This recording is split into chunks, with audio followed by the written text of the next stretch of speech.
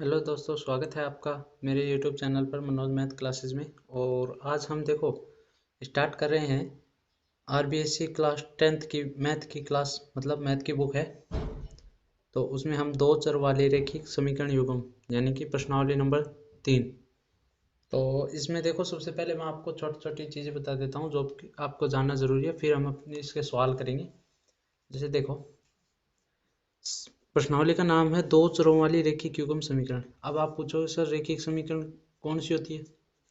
रैखिक समीकरण जैसे देखो, ये A X B Y plus C is equal to 0, ये क्या होती है, रैखिक समीकरण होती है।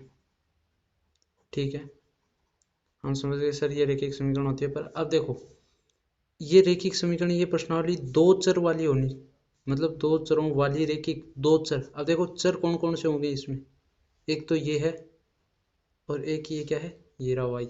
ये दोनों क्या है, चर हैं। और जो हमारे पास ए है, बी है और सी है, इन तीनों को हम क्या बोलते हैं, अचर। ठीक है, तो देखो एक्स और वाई है वो तो चर हैं। तो दो चरों वाली रैखिक समीकरण युग्म का मतलब हमें एक ऐसी और समीकरण चाहिए जिससे हम एक्स और वाई का मान निकाल सके। आप देखो, एक बात हमेशा ध्यान रखना, आपके पास जैसे यदि कोई भी ये कहे कि x प्लस वाई प्लस 2 बराबर 0, आप इसमें x और y का मान बताओ, तो मैं आपको बता दूं कि इससे आप x और y का मान नहीं बता सकते। यदि आपके पास दो चर हैं तो आपको दो समीकरणों की जरूरत पड़ेगी। यानी कि आपको जैसे एक समीकरण और मान ली, जैसे ये रहा, आपको दो समीकरणों को जरूरत पड़ेगी। जैसे एक समीकरण ये हो गई, एक ये हो गई, तभी आपका ये सवाल क्या है, एक्स और वाई का मान निकलेगा।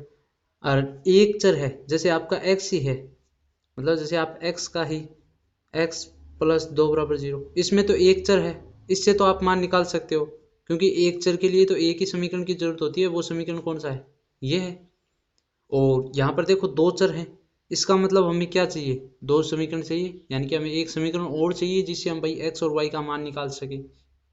ठीक है, तो देखो दूसरी समीकरण ये होगी। इसी प्रकार ये कह रहा है कि दो चरों वाली रैखिक समीकरण और उनका युग्म साथ में। जैसे देखो, ये आप a1 मान लीजिए, ये b1 मान लीजिए, ये c1 मान लीजिए। हमारी नेक्स्ट समीकरण मान लीजिए आप a2x plus b2y plus c2 is equal to 0। ठीक है, ये हमारी क्या हो गई, दूसरी समीकरण हो गई, और ये हमारी क्या है, पहली समीकरण। अब देखो, अब इसने ये तो कह दिया कि चल ठीक है, दो चरों वाली हमने रैखिक समीकरण बना ली, उसका हमने अर्थ भी समझ लिया और युग्म भी देख लिया। और आपको देखो इसमें एक बात और मैं बता दूं, यदि देखो आपके पास चर चर मान जैसे x y z वो मान होंगे, जो मान हमें क्या है या तो ज्ञात करने होंगे, मतलब वो मान ऐसे होंगे जो इस समीकरण को मतलब पूरा इक्वल करता हो। a2 और b2 ये तो अचर हैं, यानी कि इनका मान फिक्स रहेगा। जैसे इनका मान 2 है तो इसका मान 3 है, ये फिक्स मान है, ये मान में चेंज नहीं होने वाला।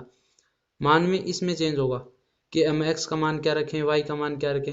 और वैसे देखो तो एक्चुअली में ये समीकरण क्या होता है, मैं आपको बता दूं। देखो,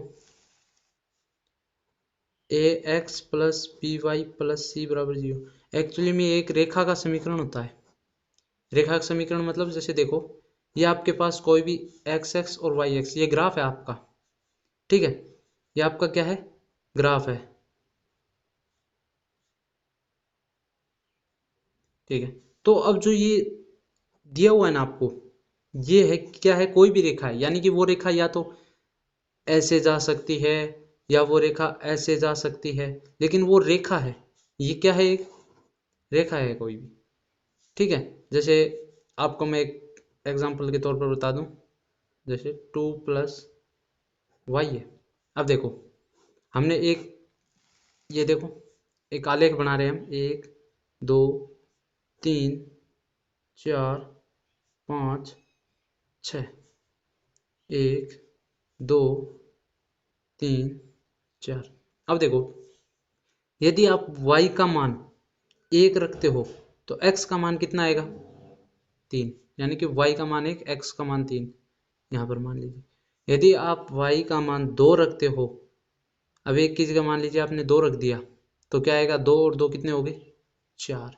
अब देखो y का मान आपने 2 रखा, इसका मान क्या आया, 4। अब आप एक बार और रखिए, y का मान आप इस बार आप 3 रख के देखिए, ठीक है 3 रख लिया, 3 और 2 कितने हो गए 5, ठीक है। तो इस बार हमने y का मान, देखो ये y का मान है और ये x का मान है, ठीक है। y का मान 3 रखा और x का मान हमारे पास क्या हुआ 5 हुआ। जैसे देखो यहाँ पर आ गया, ये थोड़ा सा आप ठीक कर लेना, यहाँ पर होगा, ठीक है। तो अब देखो ये क्या बनी है, एक रेखा बन गई, बनी है कि नहीं, एक रेखा बनी है ना। हाँ तो बस इस समीकरण में, इस प्रश्नावली में हमें यही देखना है। एक तो देखो आपको ग्राफीय रूप में,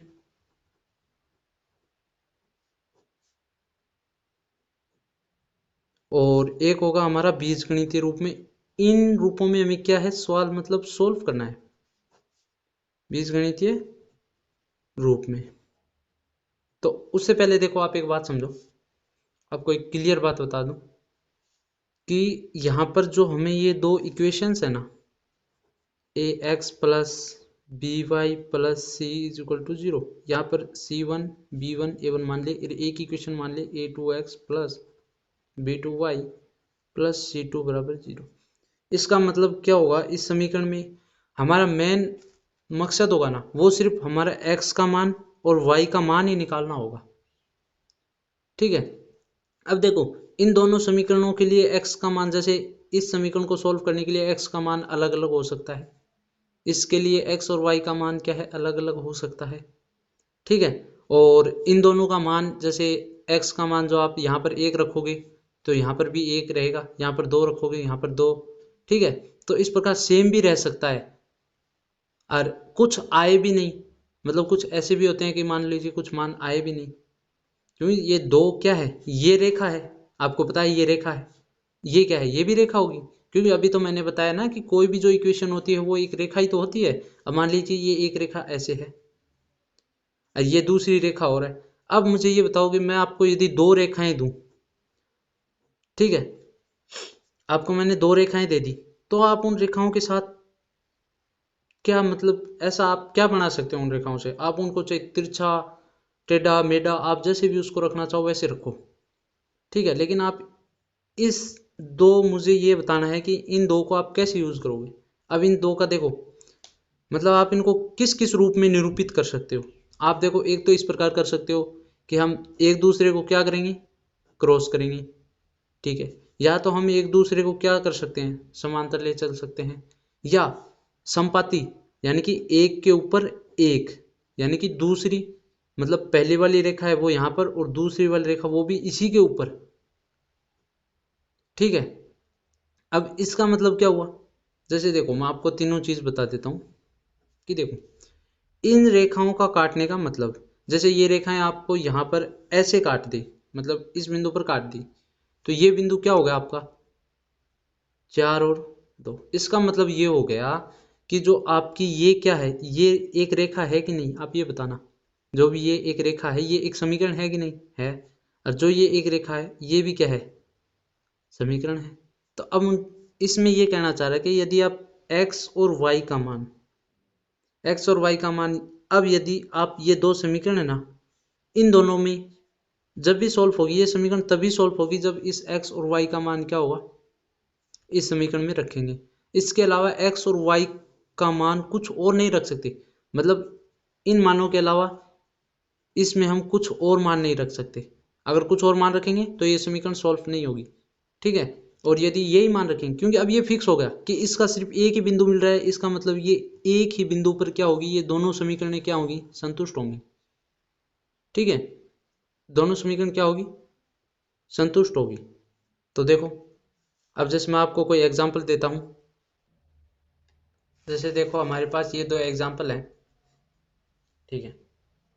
तो देखिए ये हमारे क्या है, दो बिंदु है, यानी कि जो इन दोनों समीकरणों को क्या करते हैं, सॉल्व करते हैं। जैसे देखो अब आपको मैं एक बात बता दूं कि यहाँ पर देखो ये C1 है ना, ये क्या है, अचर है। अचर होने का मतलब 0 1 2 3 4 कुछ भी हो सकता है। तो यहाँ पर इसका मान नहीं है, इसका मतलब यहाँ पर इसका मान क्या होगा 0। लेकिन इस दूसरे वाले में देखो क्या मान दिया हुआ है, इस 20 को इधर लाना है, फिर आपको C2 का मान बताना है। ये ध्यान रखना कि इस 20 को इधर लाने के बाद, जैसे ये 3x प्लस 4y माइनस 20 और फिर 0। अब देखो अब आप इसमें C2 का मान देखो क्या आ रहा है, C2 का मान आ रहा है -20। ठीक है, ये बात ध्यान रखना कि यदि आप कोई भी इस समीकरण में A1 B1 और C1 का मान निकाल रहे हो तो इन दोनों मतलब इन तीनों को आपको एक तरफ लाना होगा। ठीक है, एक तरफ जीरो रखना और एक तरफ लाना होगा इनको, तभी आपका ये C1 C2 का मान होगा। नहीं अब आप जैसे देखो यहाँ पर C2 ये है और यहाँ पर आप देख के कह दोगे सर 20 होगा, C2 20। चिन्ह होता है ना वो बहुत मायने रखता है, चिन्ह के कारण पूरी मैथ बदल जाती है। यदि आपने कहीं पर भी शुरुआत में कोई भी गलती कर दी तो ये ध्यान रखना, और इन सवालों में लगभग होती है, बहुत ज़्यादातर गलतियाँ होती है। ठीक है, तो देखो अब ये एक ऐसा बिंदु है जो कि हमें मिला था, जैसे ये कोई ग्राफ है यहाँ पर मिला था। ठीक है, जैसे ये बार पहली समीकरण का मान लीजिए ये कोई है इक्वेशन, मतलब ये कोई रेखा है, और दूसरी इक्वेशन का जो ये है वो ये रेखा मान लीजिए। तो हमें दोनों को काटने पर कौन सा बिंदु मिला, ये 4 और 2 बिंदु मिला, यानी कि x का मान 4 और y का मान 2। अब देखो, अब आप इन दोनों में x और y का मान रख के देख लीजिए, ये दोनों क्या हो रही हैं, सॉल्व हो रही हैं। जैसे देखो पहले हम इसमें रख के देखते हैं x और y का मान। x का मान कितना है 4 -2, y का मान 2, 4 - 4 कितने हो गए 0, यानी कि हमारा क्या हो रहा है, ये समीकरण क्या हो रहा है, सॉल्व हो रहा है। ठीक है, इस बार हम इसमें रख के देखते हैं, 3 इंटू एक्स का मान 4 प्लस 4 इंटू वाई का मान 2 और 20। अब देखो 4 दिए 12, 4 दूनी 8 बराबर 0। मैंने आपको कहा एक तरफ 0 रखना है। ठीक है, तो 20 को आप इधर ले आओ, ये 12 और 8 कितनी हो गई 20, 20 और -20 जो कि इधर आ गया वो माइनस का हो गया, तो ये क्या हो गए 0 बराबर 0 हो गए। क्या हो गया देखो 0 बराबर 0 हो गया। तो इस प्रकार हमें ये देखना था कि जो ये बिंदु है, तो मैंने आपको कहा एक तो ग्राफीय रूप में, ग्राफीय रूप में और बीजगणितीय रूप में।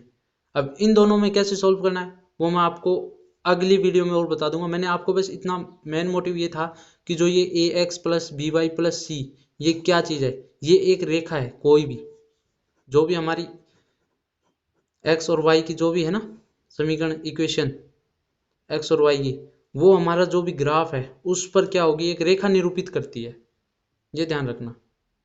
ठीक है, और इसमें कुछ नहीं है, बस आपको एक बात ध्यान रखनी है कि इसमें हमें x और y का क्या करना है, बस मान निकालना है। ठीक है, x और y में 3 कंडीशंस बनेंगी, वो मैं आपको अगली वीडियो में बताऊंगा। अब के लिए धन्यवाद, और आप मेरे चैनल को ज़्यादा से ज़्यादा सब्सक्राइब कीजिए, अपने दोस्तों में शेयर कीजिए, यदि आपको अच्छा लगे तो लाइक कीजिए, कमेंट कीजिए। ठीक है, अब के लिए धन्यवाद।